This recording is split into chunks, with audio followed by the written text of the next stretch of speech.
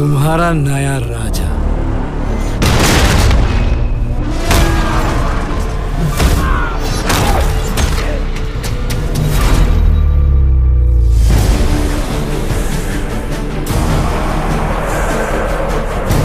देवलोक, पृथ्वीलोक, पाताल लोक,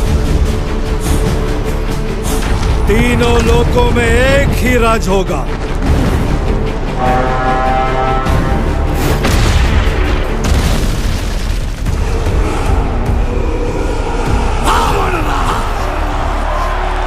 जब जब सृष्टि पर संकट आया है, भगवान विष्णु ने अवतार लेकर उसकी रक्षा की।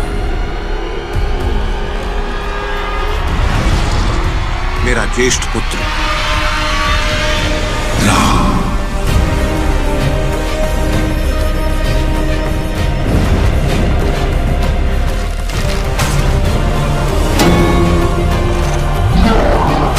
विश्व कल्याण के लिए यदि मेरा अंत भी हो जाए तो भी मुझे स्वीकार है।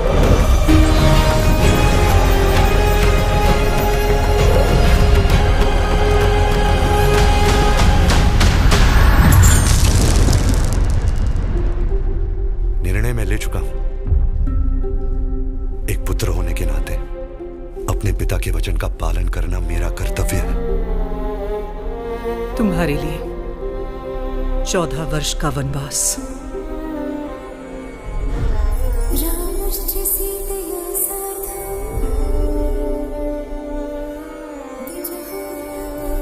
उस वचन का क्या जो आपने मुझे विवाह के समय दिया था।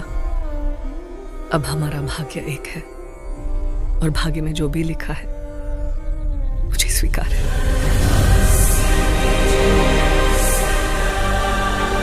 राम!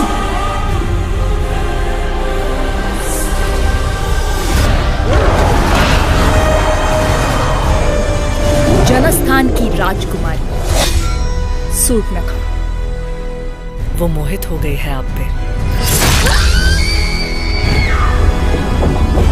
राम से प्रतिशोध लिया जाएगा शूर्पणखा। न राम की मृत्यु साधारण होगी, न उसका अपमान। रावण तीनों लोकों का स्वामी है तो तीनों लोकों के सामने उसका वध करूंगा। मैं अपनी सीता को वापस लाऊंगा।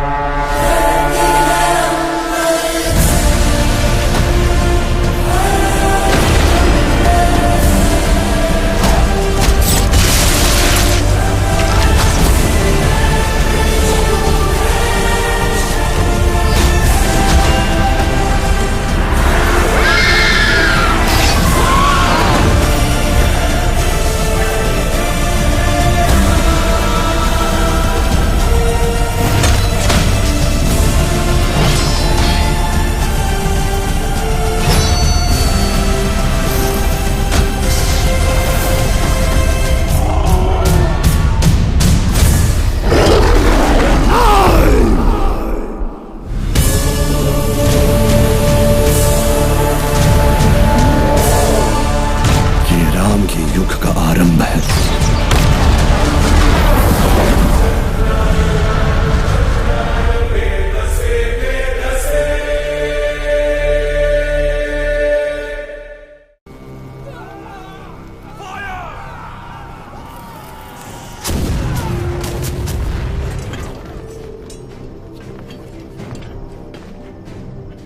महारानी झांसी के नेतृत्व में स्वतंत्रता की ये लड़ाई शुरू हुए 3 महीने हो गए। 20,000 योद्धा हमारे साथ मैदान में उतरे और अब सिर्फ हम 100 योद्धा ही बचे। कल अगर हम रणभूमि में उतरे तो फिर हम 100 भी नहीं बचेंगे। ये स्वतंत्रता संग्राम हमने शुरू किया था और हम ही इसे खत्म करेंगे।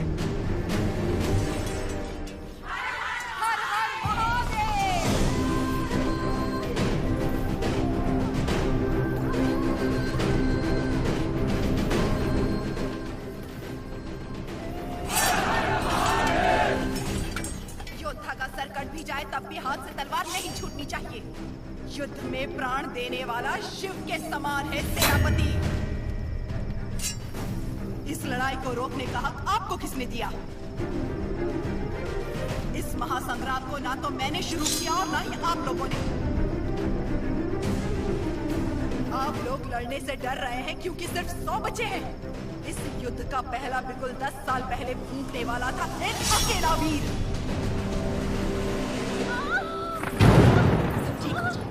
इस ब्रिटिश साम्राज्य की जड़ें हिला देने वाला योद्धा एक ही था।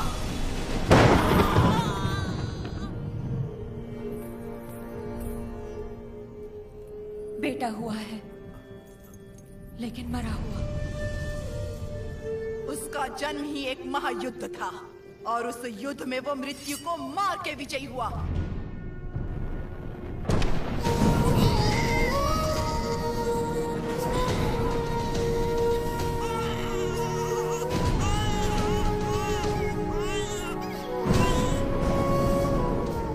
वो मृत्यु को हरा कर पैदा हुआ है, अब मृत्यु से छू भी नहीं सकती।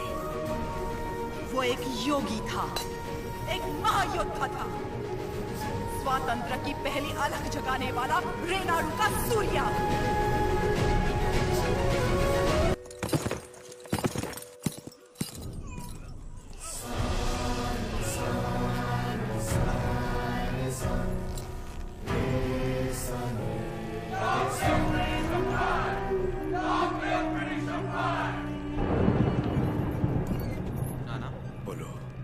आप जानते हो वो लोग क्यों मारे गए? ये ब्रिटिश राज है बेटा। जो उनसे सवाल पूछता है, उनके खिलाफ जाता है, उसे मार दिया जाता है। आप तो पालेगार है ना, आप कुछ नहीं कर सकते। हम नाम के पालेगार हैं। ये अंग्रेज हमारे देश में घुस आए, हमारे अधिकार छीन लिए और हमारी जनता को लूटने लगे अपनी बंदूकों से डराकर। हमारी सत्ता हथियाने के लिए वो हमारे आगे पैसे फेंकने लगे, मुट्ठी भर, जिसकी हमें आदत पड़ गई और तब से हम जिंदा लाश बन गए हैं। लाशों की तरह जीने से तो अच्छा है हम विद्रोही की तरह मर जाए नाना।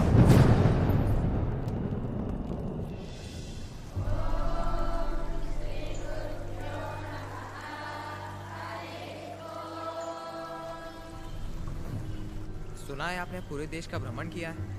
हाँ। क्या सारे देश में गोरे लोग हमारे लोगों को इसी तरह मार रहे हैं? हाँ, मार रहे हैं।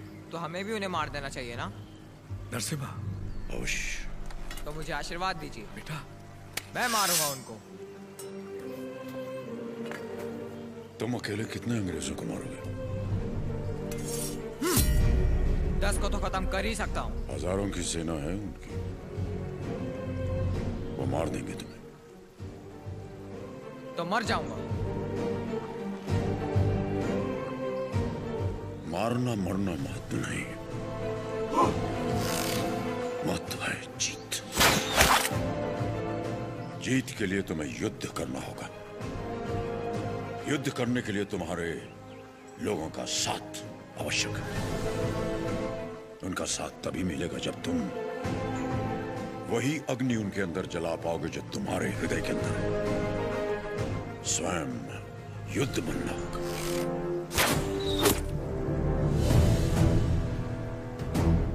तुम्हारा शस्त्र ये नहीं, तुम्हारा शस्त्र है ये।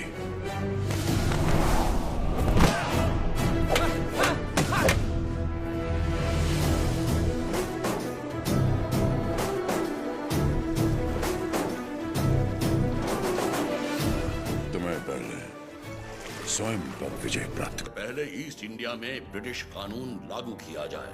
छोटे इलाकों से शुरू करके धीरे धीरे समय के साथ पूरे इंडिया में इसे फैला दिया जाए।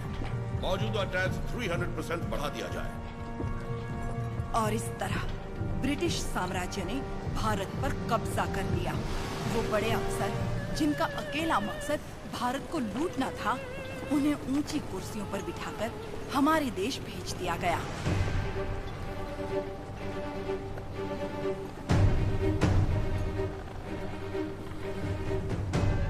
शैतानों की सेना का नुमाइंदा कॉकरेन दक्षिण भारत की तरफ बढ़ने लगा, जिसे भारतीय उपमहाद्वीप की रीढ़ की हड्डी कहा जाता है।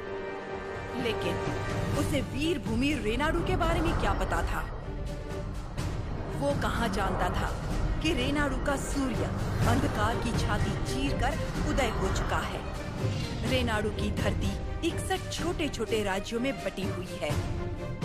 इन राज्यों के सामंत पालेगार कहलाते हैं। ब्रिटिश इन पालेगारों से उनकी सत्ता और एकता दोनों छीन चुके हैं। लेकिन अवुकु राज्य के पालेगार अवुकु राजू, माइदुकुरु के पालेगार वीरा रेड्डी और कर्नूल के पापा खान उन 61 पालेगारों में से हैं जो आज भी स्वतंत्र शासन कर रहे हैं।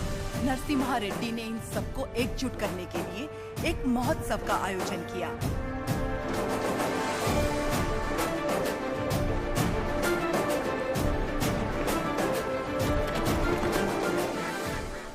स्वामी, मेरा बेटा नरसिम्हा अंग्रेजों की इच्छा के विरुद्ध ये महोत्सव कर रहा है, क्या वो सफल होगा?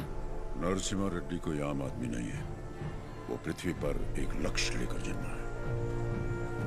एक हाथ में तलवार और दूसरे हाथ में वेद के साथ उसका पालन हुआ है। उसे अब कोई नहीं रोक सकता।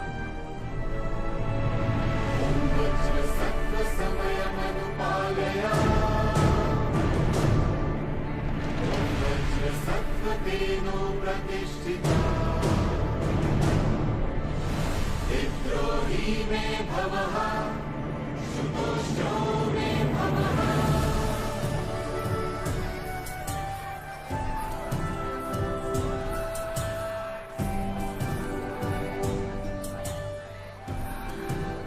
ये तुम्हारे नृत्य का भी समय हो रहा है, जल्दी करना।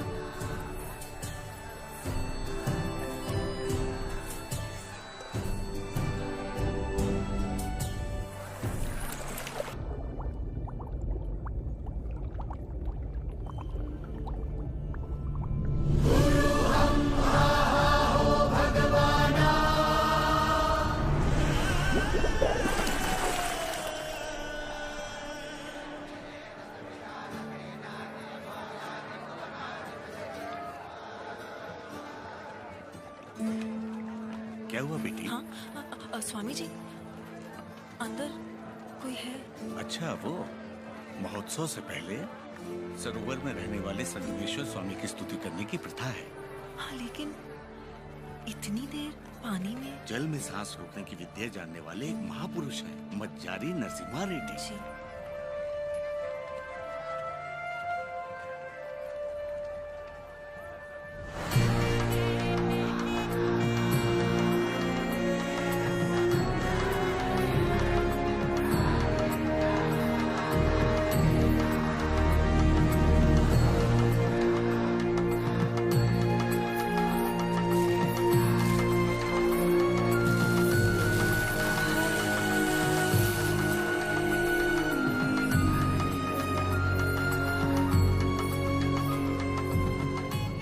कई सालों बाद तुम्हारे लाए हुए वस्त्रों से भगवान का फिर श्रृंगार हो रहा है पापा खान। ये हमारे भाई नरसिम्हा रेड्डी की महिमा है।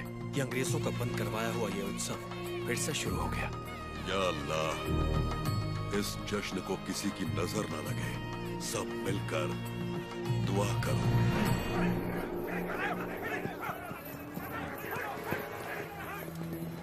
मैं इसे होने नहीं दूंगा।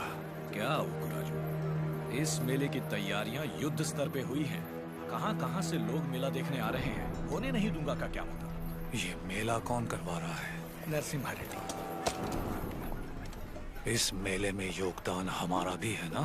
पर नाम नरसिम्हा रेड्डी का होगा। अच्छा, मुकाबला कौन जीतेगा? नरसिम्हा रेड्डी, और कौन?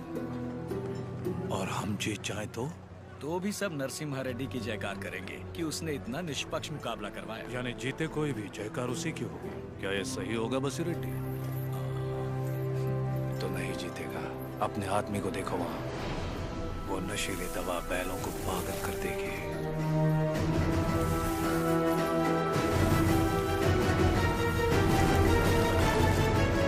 नरसिम्हा रेड्डी हो या फिर भगवान नरसिम्हा ही क्यों न हो, ये मुकाबला कोई नहीं करवा सकता। बोली रेड्डी, दवा और ज्यादा मिला दो। ये मुकाबला क्या महोत्सव ही नहीं होना चाहिए।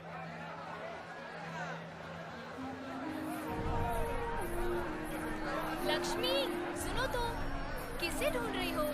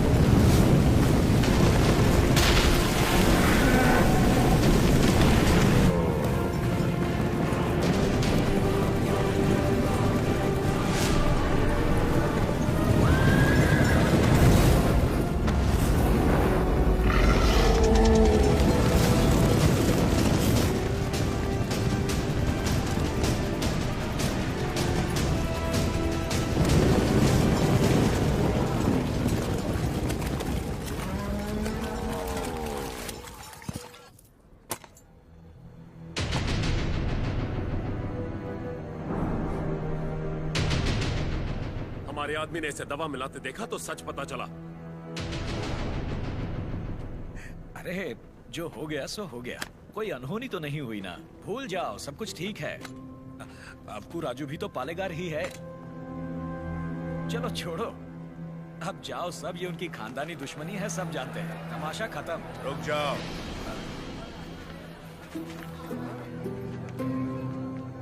यहाँ वो अकेला पालेगार नहीं है, कुल मिलाकर हम 61 पालेगार हैं यहाँ। पूरी की पूरी प्रजा भी मौजूद है। यह उत्सव सबका है बसी रेड्डी। राजा हो या प्रजा, न्याय सबके लिए बराबर है। अवकू राजू को क्षमा मांगनी ही पड़ेगी।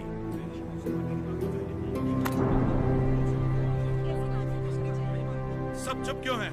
पिताजी न्याय की बात कर रहे हैं, इन्हें क्षमा मांगनी ही चाहिए। हाँ हाँ, क्षमा तो मांगनी ही चाहिए। क्षमा मांगनी ही चाहिए। एक पालेगार क्षमा कैसे मांगेगा?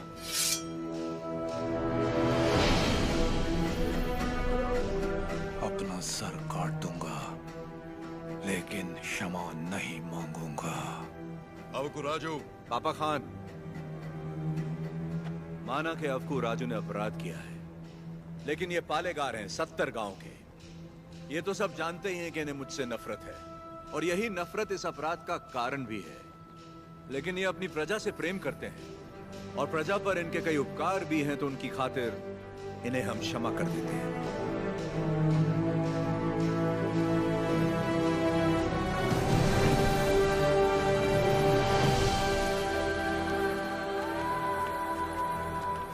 नरसिम्हा रेड्डी,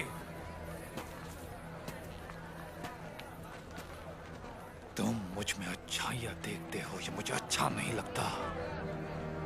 ये मेरी ईर्ष्या नहीं, मेरा स्वाभिमान है नरसिम्हा रेड्डी। मेरा भी दिन आएगा नरसिम्हा रेड्डी, उस दिन सर झुकाकर तुम मुझसे क्षमा मांगोगे, और मैं सर उठाकर तुम्हें क्षमा कर दूंगा।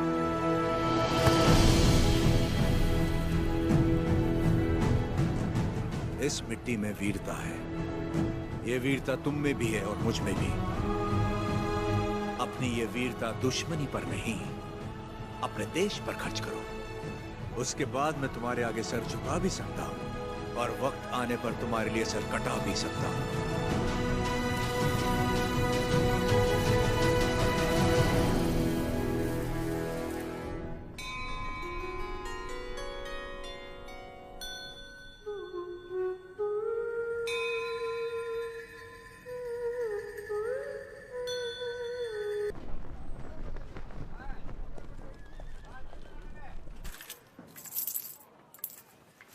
क्यों रे, तेरा नरसिम्हा रेड्डी अंग्रेजों के खिलाफ बगावत करेगा?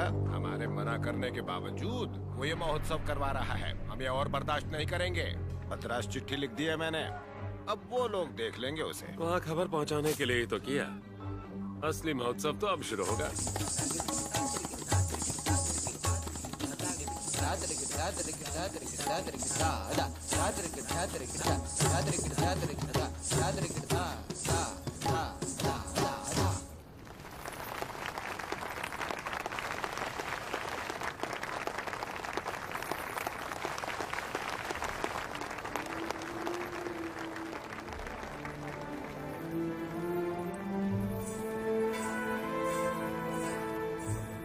अद्भुत। हम जानते हैं। लक्ष्मी जी, लोगों के हित के लिए क्या आप अपनी कला को नए अंदाज में प्रस्तुत नहीं कर सकती? ये लक्ष्मी सिर्फ देवताओं के लिए नाचती है, उन्हीं के लिए गाती है, आम मनुष्यों के लिए नहीं। भगवान भी तो इंसान के लिए ही है ना। लोगों को जगाने के लिए अपनी कला को थोड़ा सा बदल लीजिए, फिर देखिए कितना निखार आ जाएगा।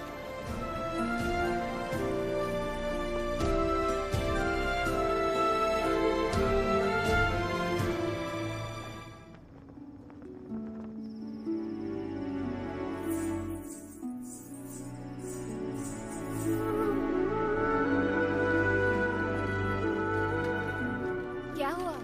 अभी भी उनके बारे में सोच रही है? पता नहीं, डरती हूँ मैं कहीं उनकी बातों में खो न जाऊं।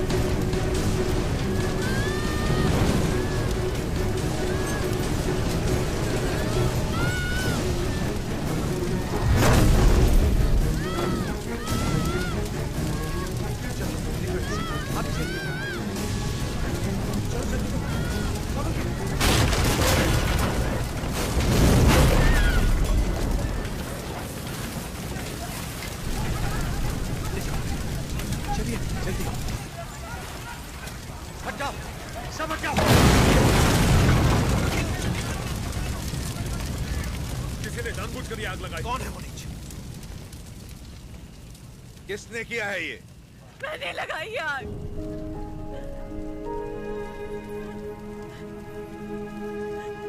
मैंने लगाई। जिस घर में तुम दीप जलाती थी उसी घर को तुमने जला दिया? तो और क्या करती? कभी हम राजाओं की तरह रहते थे, अंग्रेज आए और इस भूमि को दरिद्र कर दिया। उसमें 2 साल हो गए हमें सूखे की मार सहते। किसी तरह हमने आधी अधूरी फसल उगाई, वो भी अंग्रेज लगान के तौर पर उठा ले गए। अब तक तो मैं किसी तरह बच्चों का पेट पालती रही, लेकिन अब मेरा बेटा चोरी पे उतर आया है।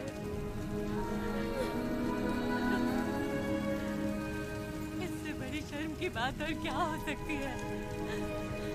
जो हाथ देने के लिए उठे थे उन्हीं को चोरी करता हुआ नहीं देख सकी मैं। मैंने सोचा अपमान के जीवन से सम्मान की मौत अच्छी।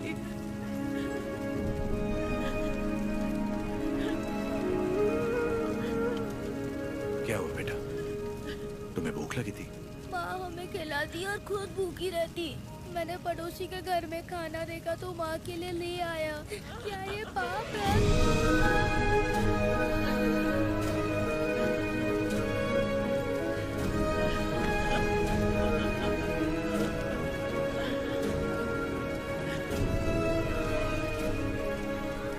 बड़े भैया, वियालावाड़ा और नौसम किले के गोदामों का अनाज बैलगाड़ियों में भर के ले आइए। आज से रेनाडू की इस धरती पर कोई भूखा नहीं सोएगा। बांट दीजिए सब में, जैसा तुम कहो।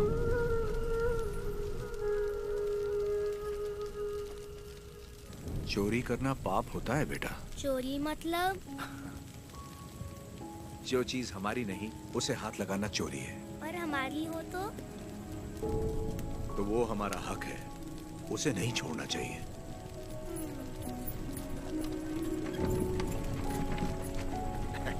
रेड्डी जी, आपने मुझे बुलवाया?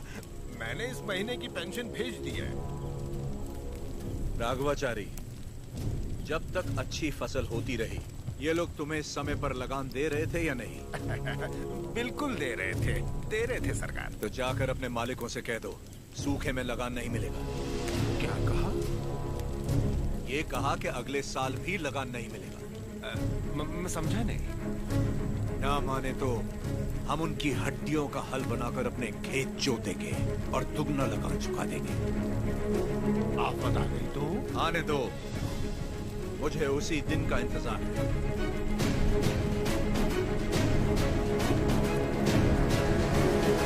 समझ गया। जब तक सूखा पड़ा है, अंग्रेजों को लगान देने की कोई जरूरत नहीं है। ये गाड़ियां नरसिम्हा रेड्डी को वापस भेज दो। हमारे गोदाम से अनाज निकालकर प्रजा में बांट दो। मैं अपने लोगों को नरसिम्हा रेड्डी की तरह अंग्रेजों को लगान देने के लिए मना नहीं कर सकता। मैं भी नहीं कर सकता। मैं भी नहीं कर सकता। मैं भी नहीं कर सकता। वीरा रेड्डी, एक पालेगार दूसरे पालेगार के इलाके में दखल ना दे। चलिए पिताजी, हमारी जागीर का फैसला हम खुद करेंगे। हम रहेंगे नरसिम्हा रेड्डी के साथ। चलिए।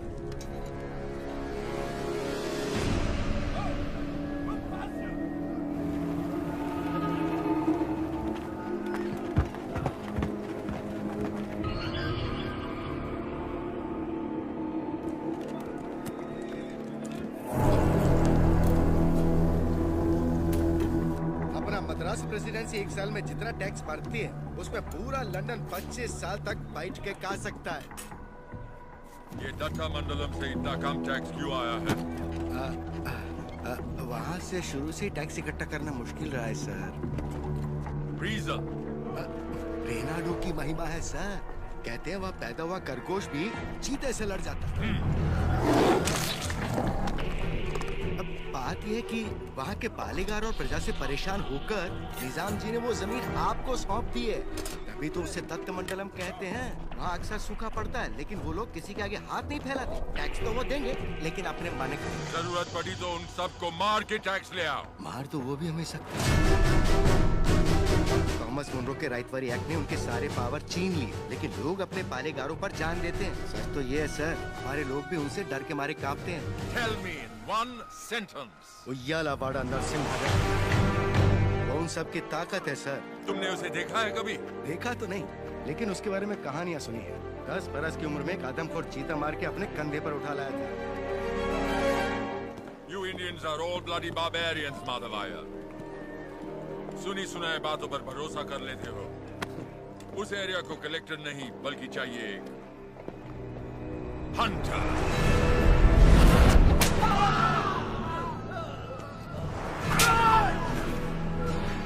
हो रहा है राजा और काला उसका स्लेव। इस बनारस सेल के लिए विक्टोरिया शिप 6 महीने से वेट कर रहा है। हमारे पास रंग नहीं है सरकार। रंग हम तुमको देगा।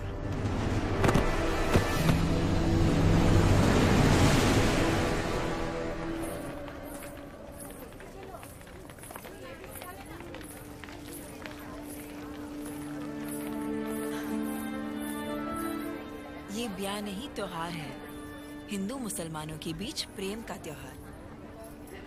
ये आओ।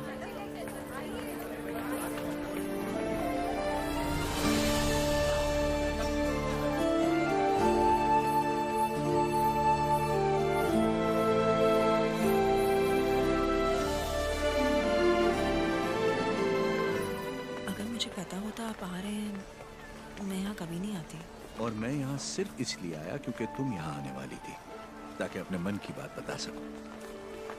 मेरे माँ बाबा बचपन में ही गुजर गए थे। मेरे अपने सब मुझसे दूर हो गए। मैं जिस किसी को भी चाहती हूँ उसे खो देती हूँ, हमेशा। इसीलिए मैं देवता की शरण में आ गई और अपनी कला से उनकी पूजा करने लगी। मैंने देखा है आपको, बहुत महान व्यक्ति हैं आप। मेरे पास मत आइए, वरना आपको भी खो दूंगी। तुम मुझसे दूर भी चली जाओ, फिर भी मेरा प्रेम तुम्हारे साथ रहेगा। बोलो, जैसे भागमती के नाम पर यह भाग्यनगर बना है, वैसे ही तुम्हारे लिए वीर वेंकट महालक्ष्मी के नाम का एक नया नगर बसा दूं। बताओ लक्ष्मी, बोलो। लक्ष्मी नाम के आगे नरसिम्हा जोड़ दीजिए बस।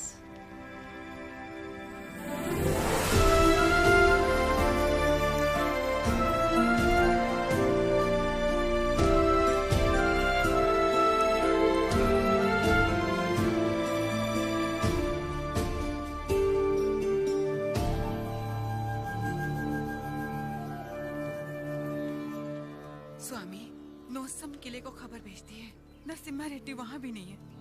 और आज कार्तिक पूर्णिमा है, उसे टीले पर दीपक जलाना है। उसे याद तो होगा ना? वो हर कार्तिक पूर्णिमा के दिन दिया जलाता आया है, आज भी वही जलाएगा।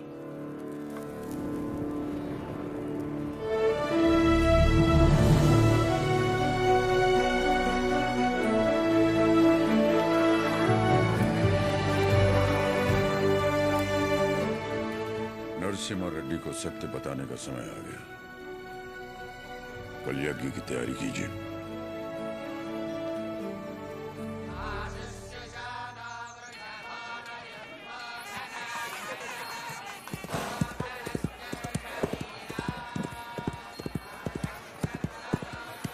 ओ बन्ना, ये सब क्या हो रहा है? कोई यज्ञ होने वाला है, गुरुजी भी आए हैं। प्रणाम गुरुदेव। आयुष्मान भव। सीमा में अकाल पड़ा है, वर्षा के लिए यज्ञ करना होगा। चलो, जैसी आपकी आज्ञा। तैयार हो जाओ। नरसिम्हा जी माँ। ये वस्त्र पहन लो। ठीक है माँ। बोल ना। आप बोलिए ना। नहीं नहीं, तू बोल। माँ, हाँ? कुंवारे पुरुषों को तो यज्ञ नहीं करना चाहिए ना, तो फिर मैं कैसे? तुम्हारा विवाह बचपन में हो चुका है, सिद्धमा के साथ हो चुका है नरसिम्हा।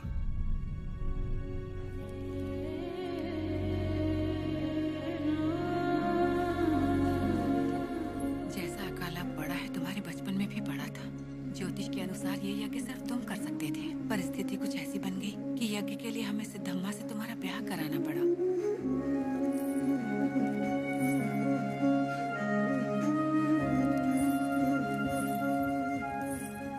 भाग्य की खातिर हमने ये सब कर तो दिया, फिर पता चला तुम्हारी कुंडली में दोष है। तुम और तुम्हारी पत्नी 24 वर्षों तक एक दूसरे को देख नहीं सकते थे, वरना तुम्हारे प्राण संकट में आ जाते। तो हमें तुम दोनों को अलग करना पड़ा। दोबारा यज्ञ की घड़ी आते ही तुम्हारा दोष समाप्त हो गया। सिद्धिमा के साथ तुम्हारा विवाह देवताओं का निर्णय है। जाओ आगे बढ़ो। लोगों के अश्रु मिटाने के लिए सिद्धिमा के साथ यज्ञ करो।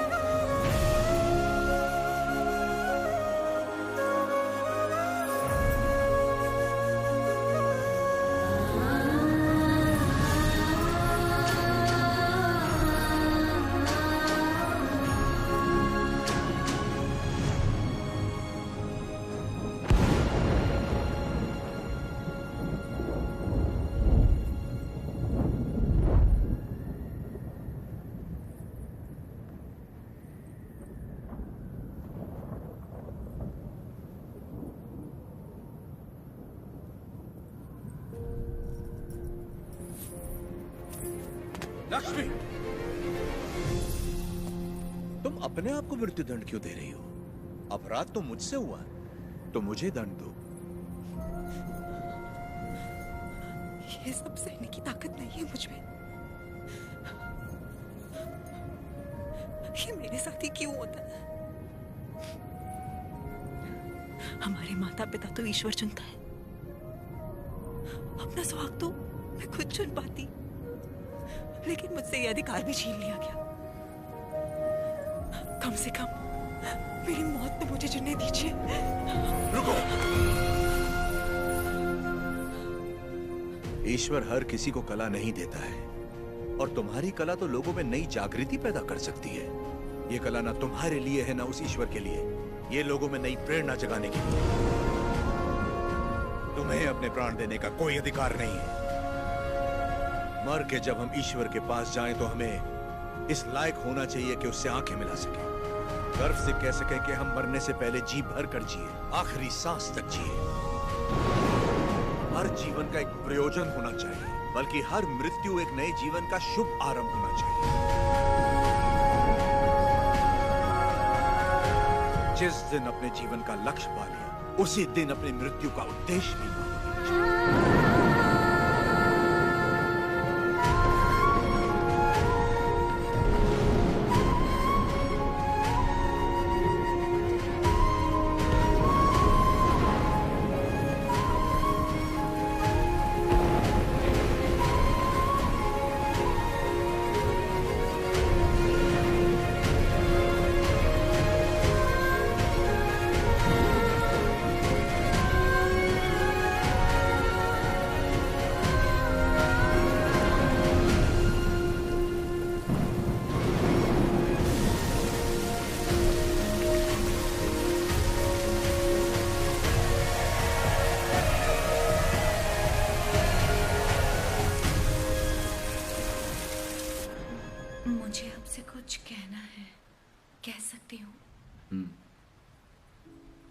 ये ब्याह आपकी इच्छा से नहीं हुआ है ना?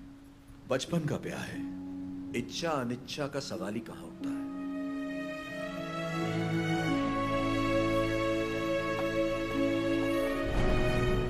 आपकी बात तो सही है, पर मैंने तो बचपन से सिर्फ आप ही को चाहा है। तुम्हें पता था कि हमारा ब्याह हुआ है? और क्या, मुझे तो बचपन से ही पता था। बचपन से लेके आज तक आप ही मेरे संसार हैं। आपके लिए न जाने कितनों से लड़ी हूँ, यहाँ तक कि अपनी अम्मा से भी। सब कहते थे कि अगर मैंने आपको देखा तो दोष लगेगा, इसलिए आपसे कभी मिल नहीं पाई। आप यकीन नहीं करेंगे, नींद खुलते ही पहले आपके बारे में पूछती थी। आपकी वीरता भरी कहानियां सुनकर बहुत खुश होती थी। हर रोज आप जिस मंदिर जाते थे मैं भी वहीं जाती थी। जैसे आप पूजा करते थे वैसे मैं भी पूजा करती थी। उस दिन उत्सव में जैसे ही मैंने आपको आते हुए देखा, मैं सरोवर की ओर चली गई। मुझे डर था कि अगर आपको पानी में भी देख लिया तो आपको दोष लगेगा। ये 24 साल मैंने कैसे गुजारे सिर्फ मैं ही जानती हूँ। मुझे सिर्फ उस पल का इंतजार था जब आपको जी भर के देख सकूं। यज्ञ के समय भी मैं आपको देख नहीं पाई, इस डर से कि कहीं आपको देख के रो ना पड़ूं। वहां लोग देखते तो क्या कहते।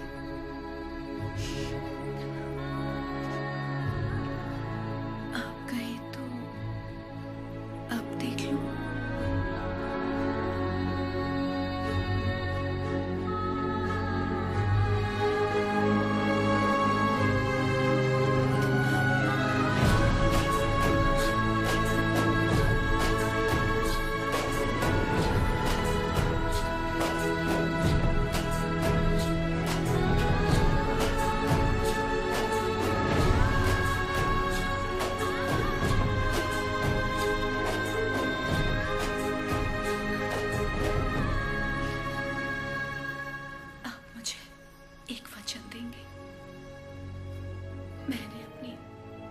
जिंदगी सिर्फ आप ही को चाहा है।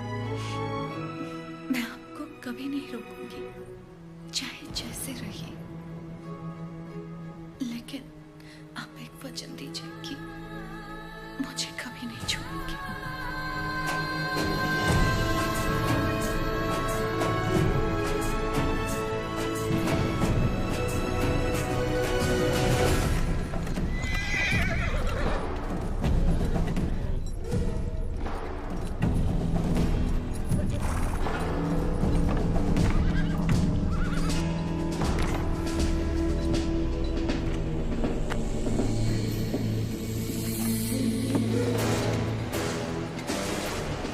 वेलकम टू कोइलकुंटला सरकार।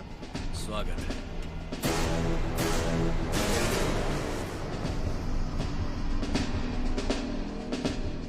ये इलाका बहुत ज्यादा पीसफुल लगता है।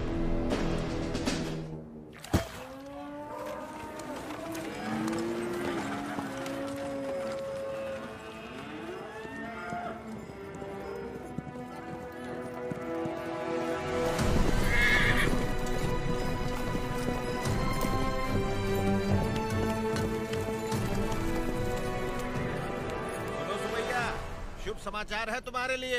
अब तुम्हें फसल पर लगान देने की कोई जरूरत नहीं है, बस जमीन पर देना होगा।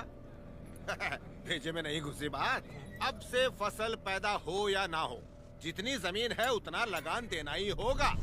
सरकार, हमसे तो फसल का ही लगान नहीं दिया जा रहा। ऐसे में अगर पैदावार ना हुई तो कहां से देंगे लगान? तो फिर कानून के मुताबिक ये जमीन है हमारी। इन मजदूरों को इनकी मेहनत का जो बनता है दे दो रघुवंश। जी सरकार। हम मजदूर? सरकार, ये जमीन हमारी माँ है। माँ के बिना कैसे जिएंगे सरकार? कहाँ तक है तुम्हारी जमीन? उस पहाड़ी तक है सरकार, कुल 5 गांव। अपने जमीन को बचाने के लिए तुम कुछ भी कर सकता है। जान दे सकते हैं सरकार।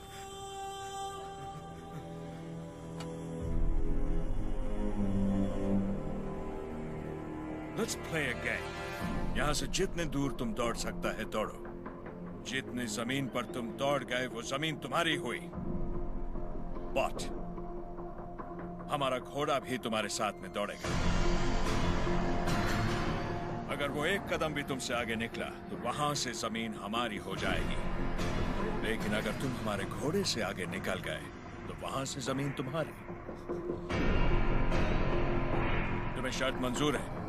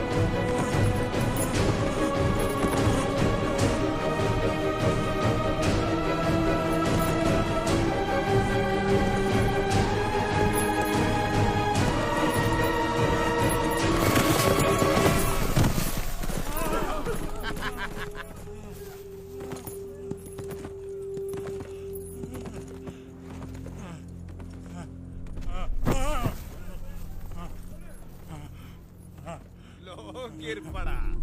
हो गया कल्याण, गई भैंस पानी में। सरकार, लगता है अपना घोड़ा मैसूर से पहले नहीं रुकेगा। Run, you!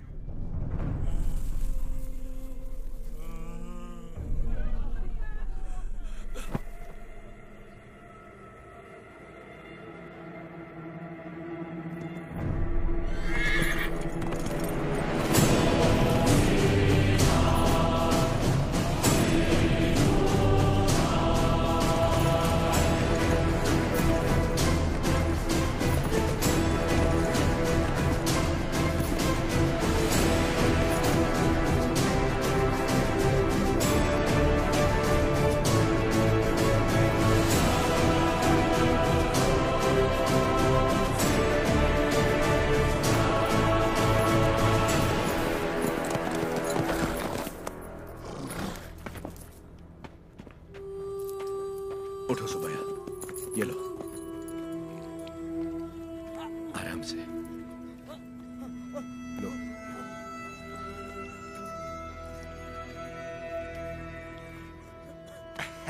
रेड्डी जी, आपने बोला लगान नहीं देना, लेकिन जैक्सन सर बोलते हैं आप तो पालेगार हैं ही नहीं। यानी नोसम का आपको गोद लेना नए डलहौजी लॉ के मुताबिक गैर कानूनी है, तो आप इस जमीन के कानूनी वारिस नहीं हुए। मेरी विरासत पे सवाल उठाने वाला तू होता कौन है? तेरे दादा विलायत गए थे तो उनसे तू पैदा हुआ था या तेरा बाप? तू मेरा भाई है, बेटा है, दामाद है कौन तू? इनकी तरह तू भी मजदूर है। लगान नहीं दिया तो सजा जरूर मिलेगी। क्यों दे तुझे हम लगान? हाँ? बादल तो लगान नहीं मांगते, मिट्टी भी नहीं मांगती, फसल भी नहीं मांगती, तो तू कौन होता है लगान मांगने वाला?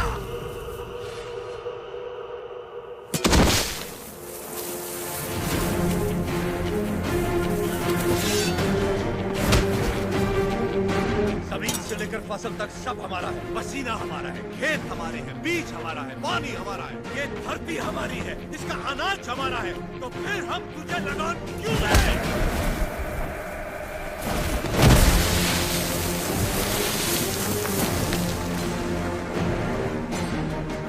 हम इस धरती की संतान हैं, इस मिट्टी पर हक हमारा है, तो फिर हम तुझे लगान क्यों दें?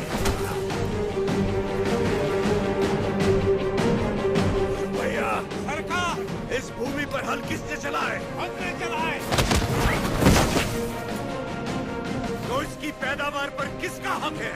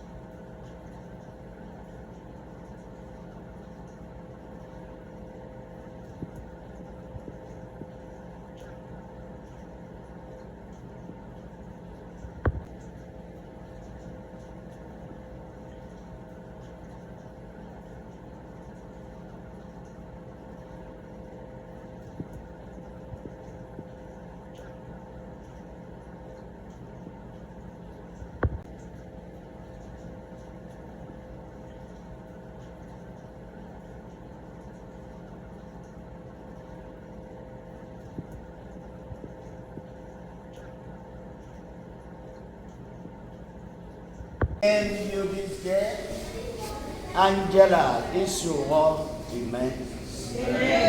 Angela Isuho, amen. Angela Isuho, amen. In the name of the Father, of the Son, and of the Holy Spirit. Amen.